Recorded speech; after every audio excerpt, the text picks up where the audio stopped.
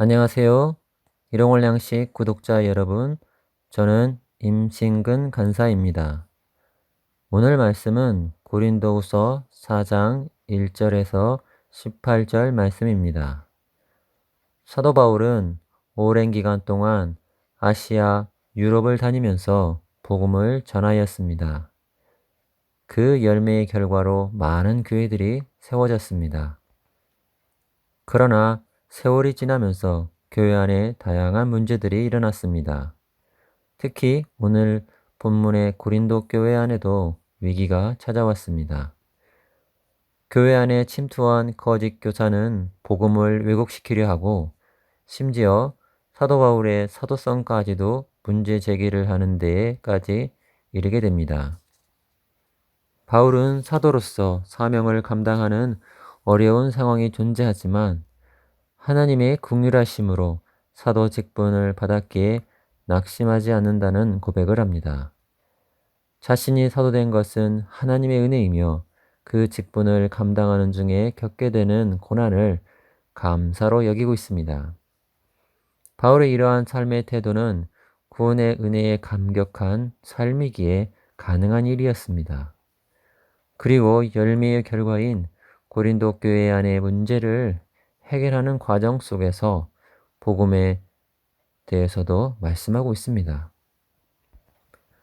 복음을 왜곡시키는 거짓 교사를 향하여 그들이 복음을 알아듣지 못하는 이유는 복음 전파의 양식에 문제가 있는 게 아니라 복음을 알아듣지 못하는 자들이 멸망하는 자로 정해진 까닭이라고 이야기하고 있습니다. 복음을 전하는 중에는 꼭 반대편에서 방해하는 세력이 있음을 보게 됩니다. 빛으로 오신 예수 그리스도를 거부하는 어둠의 세력이 있음을 우리들 또한 경계하며 깨어 있어야 할 것입니다. 사도 바울은 선교 사역을 통하여 많은 열매를 맺게 되었습니다.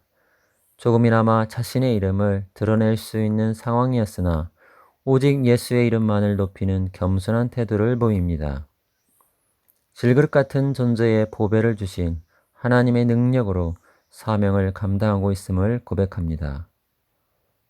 8절에서 9절 말씀입니다. 우리가 사방으로 우겨쌈을 당하여도 쌓이지 아니하며 답답한 일을 당하여도 낙심하지 아니하며 박해를 받아도 버림받지 아니하며 거꾸로 뜨림을 당하여도 망하지 아니하고. 바울은 8절과 9절에서 복음 증거로 인하여 당하는 어려운 상황 극복 비결은 하나님의 보호하심을 이야기합니다. 위기의 순간순간마다 하나님의 선하신 손길이 피할 길을 열어주셨다는 것입니다. 우리의 일상의 삶 속에서도 예상하지 못한 일들로 인하여 낙심될 때가 있습니다. 사도 바울이 그 어려운 상황을 벗어나는 비결이 오로지 하나님만 바라본 것처럼 우리들 또한 하나님만을 의지하며 하나님의 인도하심을 기대해야 할 것입니다. 고린도 교회 성도들은 바울의 고난받는 삶을 보면서 예수 그리스도를 발견했을 것입니다. 어쩌면 바울 스스로가 그리스도의 향기를 바라고 있는 것이 아닌가 생각해 봅니다. 14절 말씀입니다. 주 예수를 다시 살리신 이가 예수와 함께 우리도 다시 살리사 너희와 함께 그 앞에 서게 하실 줄을 아노라. 14절 말씀은 바울이 고난과 죽음의 상황 속에서도 믿음을 가지고 복음을 증거할 수 있었던 이유입니다. 바울의 부활 소망은 모든 어려움을 이겨낼 수 있는 힘이었습니다. 그 힘의 근원은 하나님이십니다.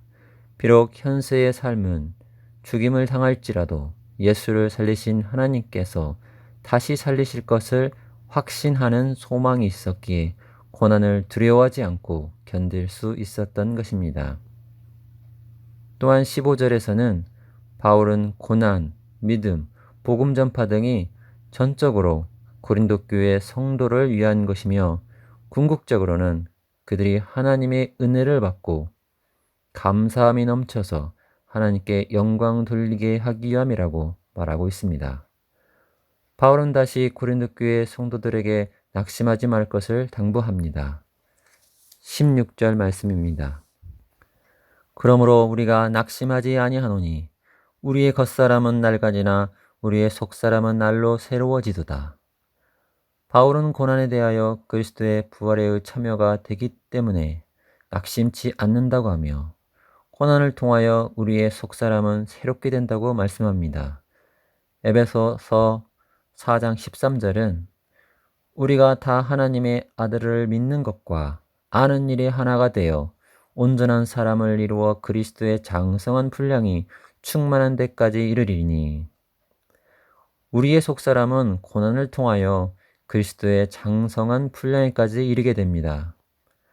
바울은 17절에서 현재 받는 고난은 잠시 받는 환난으로 표현합니다.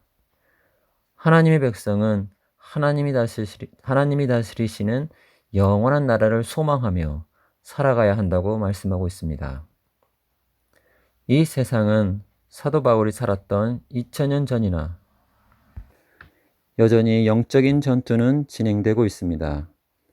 하나님의 말씀을 따라 좁은 길을 가고자 하면 할수록 핍박들이 다가옴을 봅니다.